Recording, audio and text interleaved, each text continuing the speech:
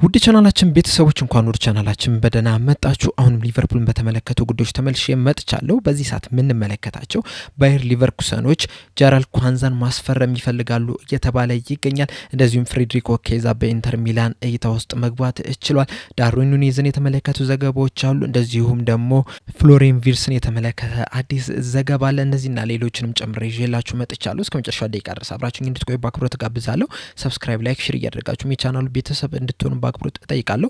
አሁን በቀጥታ ወደ ያስኩላችሁ ጉዳዮች ገባለሁ። አብራችሁኝ ቆዩ። በመጀመሪያም የምንመለከተው ፍሬድሪኮ ኬዛን የተመለከተውን ዘገባ ይሆናል።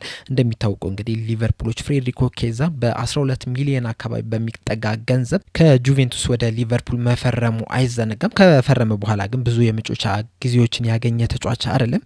በጉዳትም ይሁን እንደዚሁም ደግሞ አሰልጣኙ ሳይፈልጉትም ቀርተውም ቢሆን ብዙ ጨዋታዎችን ማድረግ አልቻለም። በፕሪሚየር ሊጉ ከተመለከትነው 6 ጨዋታዎችን ብቻ ነበር ማድረግ የቻለውና አሁን ላይ እየወጡ ባሉ መረጃዎች መሰረት እንግዲህ ሊቨርፑልን ይለቃል ተብሎ ነው እየተጠበቀ የሚገኘው። በተለይ ደግሞ ዛሬ ላይ እንግዲህ አንፊልድ ዋች የጣሊያን ሪፖርትን ጠቅሶ ባወጣው ዘገባ መሰረት ኢንተር ሚላኖች ፍሬድሪኮ ኬዛን ማስፈረም ይፈልጋሉ እያለን ይገኛል። ይህንንም ተጫዋች ለማስፈረም እንግዲህ ከ18 እስከ 20 ሚሊዮን ዩሮ የሚጠጋ ገንዘብም ለመክፈልም ዝግጁ ናቸው ነው እየተባለ የሚገኘው። ይህም ተጫዋች እንግዲህ ከዚህ በፊት የሰጠው አስተያየት ነበረ። በሊቨርፑል በጣም ደስተኛ ነኝ፣ ደጋፊዎችን ወዳቸዋለሁ፣ ክለቡን ወደዋለሁ፣ ነገር ግን በቀጣይ ምን እንደሚፈጠር ግን አብረን እንየው ብሎ ነበርና ምናልባትም ከሊቨርፑል ሊለቅ የሚችልበት ቻንስ እንዳለ እንግዲህ ጠቅሶ ነበረ። በተለይ ደግሞ ብዙ የመጮቻ እድል አለማግኘቱን ተከትሎ እንግዲህ በአሰልጣኝ አርነ ስሎት ስር እንግዲህ ብዙም ተፈላጊ የሆነ ተጫዋች አይመስልም ያለውና ምናልባትም እንግዲህ በዚህ የክረምት የዝውውር መስኮት ሊቨርፑልን ሊለቁ ይችላሉ ከሚባሉ ተጫዋቾች መካከልም እንግዲህ አንደኛው ተደርጎ ነው እየተቀመጠ ያለውና ኢንተር ሚላኖችም ይህንን ተጫዋች ማስፈረም ይፈልጋሉ እየተባለ ነው የሚገኘው። ከዚህ በፊትም እንግዲህ ከናፖሊ ጋር ስሙ ሲያዝ ነበር። እሱም ራሱ አንድ ቀን ወደ ጁቬንቱስ መመለስ ፈልጋለሁ እያለ ነበርና ቀጣይ መዳረሻው እንግዲህ ጣሊያን ይሆናል ተብሎ ነው የሚጠበቀው። ግን ወዴትኛው ክለብ ነው የሚሄደው የሚለው ነገር እንግዲህ እስካሁን ድረስ አልተፈታም። በተጨማሪም ደግሞ ሊቨርፑሎች ሲለቁታል የሚለው ነገር እንግዲህ አብረን የምንመለከተው ጉዳይ ይሆናል። በቀጣይነት የምንመለከተው ደግሞ ናት ፊሊፕስን የተመለከተውን ዘገባ ይሆናል። ናት ፊሊፕስ እንግዲህ በሊቨርፑል ቤት ለረጅም ጊዜ መቆየት የቻለ ተጫዋች ነው። አሁን ላይ እንግዲህ 28 አመቱ ላይ ነው የሚገኘው። በሊቨርፑል አካዳሚ ውስጥም አልፎ የመጣ ተጫዋች ነው። በተለይ ደግሞ 2021 ላይ ሊቨርፑሎች የሻምፒየንስ ሊግን ደረጃ ይዞ ሲያጠናቀቁ የዚህ ተጫዋች ሚና እንግዲህ በጣም ከፍተኛ ነበረ። በተለይ ደግሞ ቨርጂል ቫን ዳይክ ከኤቨርተን ጋር ባደረገው ጨዋታ እንግዲህ ተጎድቶ መውጣቱ አይዘነጋም በኤሲኤል ምክንያትና ከዛ በኋላም እንግዲህ ኤርገን ክሎፕ የተለያዩ የተከላካይ ጥምረቶችን ሲጠቀም ነበር። ወደ መጨረሻም አካባቢ እንግዲህ ናት ፊሊፕስ በቋሚነትም ሲጫወት ተመልክተናል። ለሊቨርፑልም እንግዲህ አራተኛ ደረጃን ይዞ ማጠናቀቅ ራሱ በጣም ወሳኙን ሚና መጫወት ይችላል። ነገር ግን ከዛ በኋላ ባሉት አመታት ግን በሊቨርፑል ቤት በቋሚነት መጫወት አልቻለም። በተለይ ደግሞ 2021 ላይ ባሳየው አቋም እንግዲህ የኮንትራት ማራዘሚያ ተደርጎለት ነበር። ከዛ ኮንትራት ማራዘሚያ በኋላ ግን በሊቨርፑል ቤት ቋሚ ሆኖ ሊጫወት አልቻለም። ላለፉት 4 አመታት እንኳን ብንመለከተው ለአራት ክለቦች በውሰት መሰጠት ይችላል። በርንሞዝ፣ ሴልቲክ፣ ካርዲፍና ወደ ደርቢ በመሄድ ቆይታውን ማድረግ ይችላል። ያለቀው ሲዝን አሁን ላይ 2024-25 ላይ ማለት ነው በደርቢ ነበር ቆይታውን ማድረግ የቻለው። ከዚህ በፊትም ይዞት በወጡት መረጃዎች እንግዲህ የደርቢው አሰልጣኝ በዛው እንዲቆይላቸው ፍላጎት እንዳላቸውም ተናግረው ነበር። በዚህ ሰዓት እንግዲህ ናት ፊሊፕስ በሊቨርፑል ቤት የሚያቆየው 1 አመት ኮንትራት ብቻ ነው የሚቀረውና ሊቨርፑሎችም እንግዲህ ይህንን ተጫዋች ለመሸጥ ዝግጁ ናቸው ነው እየተባለ የሚገኘው። ባለፈው የክረምት የዝውውር መስኮት እንግዲህ ከትራብዞን ስፖርት የ4 ሚሊዮን ፓውንድ የዝውውር ጥያቄ ቀርቦላቸው ነበር ለዚህ ተጫዋች። ነገር ግን ደግሞ ሊቨርፑሎች ከዚህ ተጫዋች 8 ሚሊዮን ፓውንድ መፈለጋቸውን ተከትሎ ዝውውሩ ሳይሳካ ቀርቷል። በዚህ ሰዓት ግን 4 ሚሊዮን ፓውንድንም ለመቀበል ዝግጁ ናቸው ነው እየተባለ የሚገኘው እና እንደ ዘ አትሌቲክስ ዘገባ ከሆነ እንግዲህ ከሻምፒዮንሺፕ የተለያዩ ክለቦች ይህንን ተጫዋች ለማስፈረም ፍላጎት አሳይተዋል ነው እየተባለ የሚገኘው። እንደ ዘገባው መሰረት እንግዲህ ዌስት ብሮም ይህንን ተጫዋች ማስፈረም ይፈልጋሉ ተብሏል። ባለፈው ሲዝን በ2024-25 ሲዝን እንግዲህ 9ኛ ደረጃ ላይ ነበር ይዘው ማጠናቀቅ የቻሉት እና በናት ፊሊፕስ የተከላካይ ስፍራቸውን ማጠናከር ይፈልጋሉ ነው እየተባለ የሚገኘው። በተጨማሪም ደግሞ ደርቢም ይህንን ተጫዋች ማስፈረም ይፈልጋሉ ነው እያለን የሚገኘው ዘ አትሌቲክስ በዘገባው። ቀደምም እንደነገርኳችሁ እንግዲህ የ2024-25 የውድድር ዘመን በደርቢ ነበር በውሰት መቆየት የቻለውና ደርቢዎች ይህንን ውሰት ወደ ቋሚነት መቀየር ይፈልጋሉ እየተባለ ነው የሚገኙና ምናልባትም እንግዲህ የክረምቱ የዝውውር መስኮት በይፋ ሲከፈት ዋናው ማለት ነው ትናንትና እንግዲህ ለክለቦች የዓለም ዋንጫ ብለው የከፈቱት የዝውውር መስኮት መዘጋቱ አይዘነጋም። ሰኞ ዕለት ደግሞ ዋናው የክረምት የዝውውር መስኮት ይከፈታልና ምናልባትም ደርቢዎችና ዌስት ብሮሞች እንግዲህ ይህንን ተጫዋች ለማስፈረም ሊቨርፑልን ቀርቦ ሊጠይቁ ይችላሉ ነው እያለን የሚገኘው ዘ አትሌቲክስ በዘገባው። ሌላኛው የምንመለከተው ጉዳይ ደግሞ ዳርዊን ኑኔዝን የተመለከተውን ዘገባ ይሆናል። ዘ ዴይሊ ሜል ይዞት በወጣው ዘገባ መሰረት እንግዲህ ሊቨርፑሎች ለዚህ ተጫዋች 70 ሚሊዮን ፓውንድ ይፈልጋሉ እያለን ይገኛል። እንደሚታወቀው እንግዲህ ጃንዋሪ ላይ አልናስሮች ይህንን ተጫዋች ለማስፈረም ጥያቄ አቅርበው ነበር። ነገር ግን ደግሞ ሊቨርፑሎች ውድቅ አድርጎታል። አንደኛ በገንዘብ ማነስ ነው፣ ሁለተኛ ደግሞ ሌላ ተጫዋች ለማምጣት ዝግጁ እንዳልነበር ወይም ደግሞ የሚፈልጉት ተጫዋች እንግዲህ በዛ ሰዓት እንደማይገኝ ስላሰቡ ያንን ጥያቄያቸውን ውድቅ አድርገው ነበር።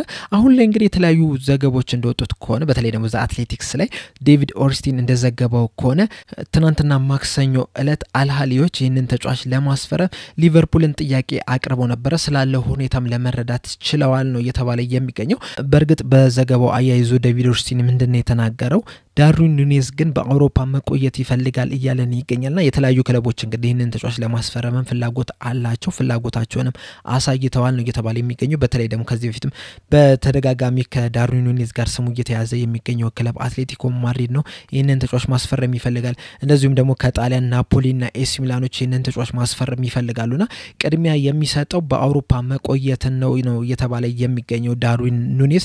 ነገር ግን ደግሞ አሁንም ድረስ አልሃሊዎች ይህንን ተጫዋች ለማስፈረም ፍላጎት አላቸው ነው እየተባለ የሚገኙና ተጫዋቹ ወደ የትኛው መሄድ ይመርጣል የሚለው ነገር እንግዲህ የምንመለከት ይሆናል። በተጨማሪም ደግሞ እነዚህ የአውሮፓ ክለቦችስ ሊቨርፑል የሚጠይቁትን ሂሳብ ያቀርባሉ የሚለው ነገር እንግዲህ በጣም ትልቅ ጉዳይ ነው የሚሆነው። ምክንያቱም ቀደም እንደነገርኳችሁ ዘ ዴይሊ ሜል እንደዘገበውም ከሆነ እንግዲህ 70 ሚሊዮን ፓውንድ ለዚህ ተጫዋች ይፈልጋሉ ነው እየተባለ የሚገኘውና ይህንንስ ገንዘብ ማውጣት ይችላሉ ወይ አትሌቲኮ ማድሪድ እና ናፖሊ እና ኤሲ ሚላን የሚለው ነገር እንግዲህ ትልቅ ጥያቄ ነው የሚሆነው። በሊቨርፑል በኩል ግን ቀጣይ አመትን ከዳርዊን ኑኔዝ ጋር ላለመስራት የወሰኑ ይመስላል። ከዚህ በፊት እንግዲህ ቤን ጃኮብስ ይዞት የወጣው ዘገባ ነበረ 99% ዳርዊን ኑኔዝ ከሊቨርፑል ይለቃል ብሎ ነበረ።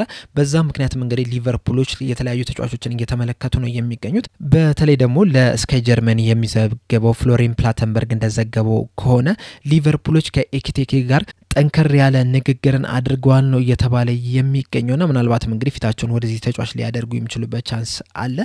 ኢንትራ ፍራንክፈርቶች እንግዲህ ለዚህ ተጫዋች እስከ 100 ሚሊዮን ዩሮ ወይም ደግሞ ወደ 86 ሚሊዮን ፓውንድ አካባቢ የሚጠጋ ገንዘብ ይፈልጋሉ እየተባለ ነው የሚገኙና ሊቨርፑሎች ለፍሎሪን ቨርትስ እንግዲህ እስከ 126 ሚሊዮን ፓውንድ ወይም ደግሞ 150 ሚሊዮን ዩሮ ድረስ አውጥተው ለዚህ ተጫዋች ሌላ ተጨማሪ ይህን ያህል ገንዘብ ያወጣሉ የሚለው ነገር እንግዲህ በጣም ትልቅ ጥያቄ ነው የሚሆነው። ነገር ግን ደግሞ የ9 ቁጥር ቦታ ላይ እንግዲህ በደና ተጫዋች ወይም ደግሞ ጨራሽ በሚባል ተጫዋች ቡድኑን በሚያጠናክር ተጫዋች ግን መገንባት ይፈልጋሉ ነው እየተባለ የሚገኘው። ማደስ ይፈልጋሉ። በተለይ ደግሞ ከዚህ በፊት በተደጋጋሚ እንደተናገርነው ከሆነ የዲያጎ ጆታ ተደጋጋሚ መጎዳት እንደዚሁም ደግሞ የዳርዊን ኑኔዝ እንግዲህ የተጠበቀውን ያህል ውጤታማ አለመሆን ተከትሎ እንግዲህ ያንን ቦታ በሌላ ተጫዋች ለመተካት ለመቀየር አስበው ነው እየተባሉና ይህንን ተጫዋች ያመጡታል ወይ የሚለው ነገር እንግዲህ አብረን የምንመለከተው ጉዳይ ይሆናል። ሌላኛው በመጨረሻ የምንመለከተው ጉዳይ ደግሞ ጀራልድ ኳንዛን የተመለከቱትን ዘገባዎች ይሆናል። በዚህ ተጫዋች ዙሪያ እንግዲህ የተለያዩ ዘገባዎች እየወጡ ነው ያሉት።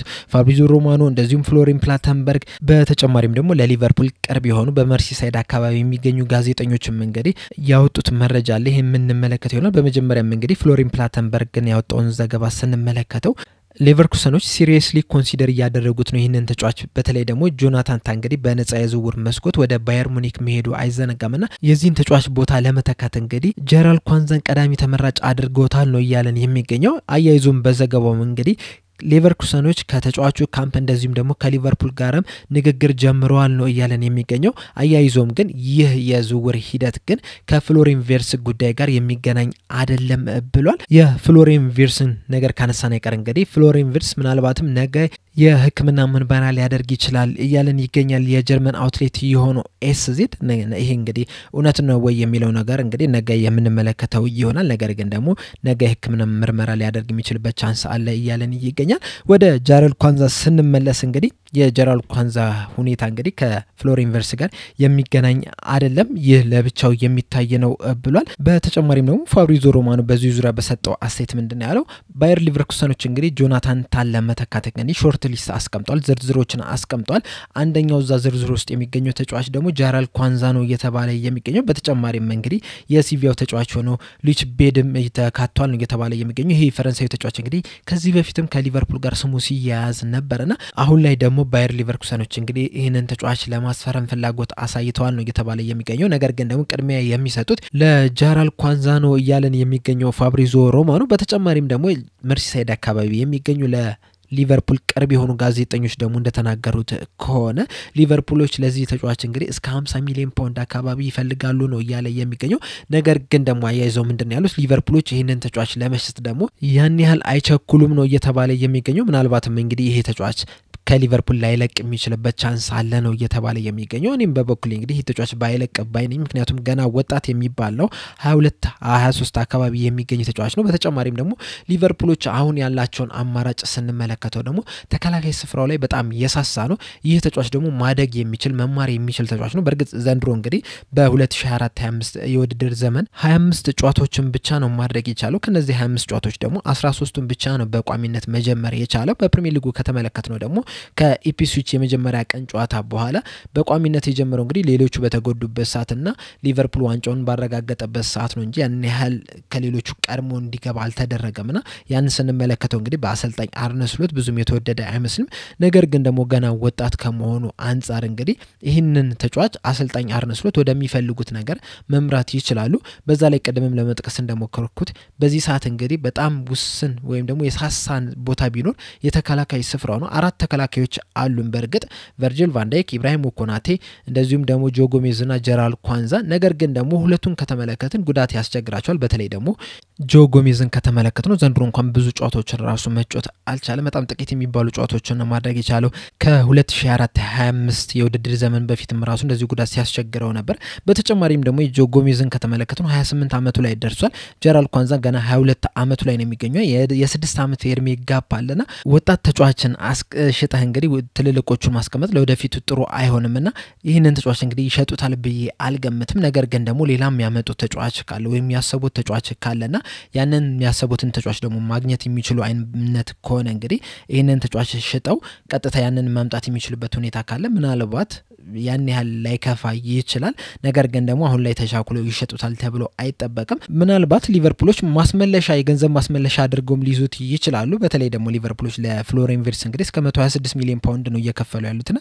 ምናልባትም ያንን 126 ሚሊዮን ፓውንዱን ቢያንስ የሆነ ያህሉን በጀራል ኳንዛ ለማስመለስ ጥረት ሊያደርጉ የሚችሉበት ቻንስ ሊኖር ይችላል ይህ ግምቴ ነው ነገር ግን ደግሞ ይሸጡታል ብዬ አልገምትም እኔ በግሌ ምክንያቱም እንግዲህ ወደፊቱ የሊቨርፑል ተጫዋች ስለሚሆን ምናልባት የሱን ቦታ እንግዲህ በሌላ ተጫዋች የሚተኩት ከሆነ አንድ ነገር ነው ነገር ግን ደግሞ ይህ ተጫዋች ባይሸጥ ራሱ አንድ ተከላካይ የግድ ማምጣት አለባቸው በግራ በኩል መጮት የሚችል ተፈጥሯዊ የግራ እግር ተጫዋች ማምጣት አለባቸውና ሌላ ተጫዋች ማምጣት ያለባቸው ከውስጥ ደግሞ ይሸጣሉ ተብሎ አይጠበቅም እንግዲህ በቀጣይ ምን ይፈጠራል የሚለው ነገር አብረን የምንመለከተው ይሆናል በአጠቃላይ ግን ዛሬ ባነሳኋቸው ነጥቦች ላይ ያላችሁን አስተያየት እንዳለ ኮሜንት ሴክሽን ላይ በመጻፍ አሳውቁኝ ስለፈለጋችሁትም ነገር ኮሜንት ሴክሽን ላይ መጻፍ ትችላላችሁ በተለይ ሊቨርፑልን ስለሚመለከት የተለያዩ ነገሮችን እዚህ ኮሜንት ሴክሽን ላይ በመጻፍ አሳውቁኝ ከዛ ወደ እናንተ መልሼ የማቀርብላችሁ ይሆናል ለአሁን እዚህ ላይ አበቃው በቀጣይ በሌላ እስከምንገናኝ ድረስ ሰብስክራይብ ላይክ ሼር ማድረግ እንዳትረሱ ቻው